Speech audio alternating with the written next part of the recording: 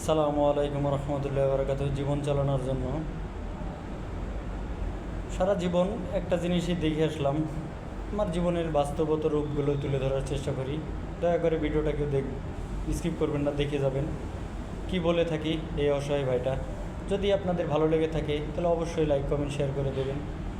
জীবনে চলার জন্য যা কিছু করবেন একটু ভেবেচিন্তে করবেন। যদি সেই সময় থেকেই যদি আমি যে কথাগুলো বলে যাই, আমি যদি আমার মতো ভেবে চিনতে কাজ করতাম তাহলে হয়তো এত ক্ষতিগ্রস্ত হতাম না, এত অবহেলায় পড়তাম না।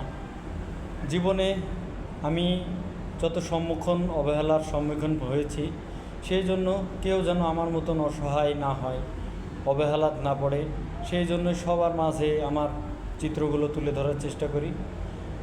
ভালোবাসবেন মানুষকে, তবু এতটুকু ভালোবাসবেন একটু থেকে একটু ফাঁক রেখে। এমনকি আপনার আহাল পরিবার, তাকেও সে যদি মনের মতো না হয় তাহলে আপনার জীবন তো ধ্বংস হবে প্লাস আপনাকে নিঃস্ব করে দিয়ে চলে যাবে।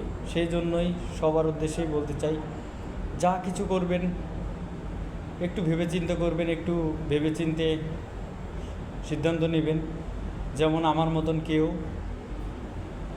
ক্ষতিগ্রস্ত হয়েন না, যা কিছু করবেন একটু ভেবেচিন্তে করবেন।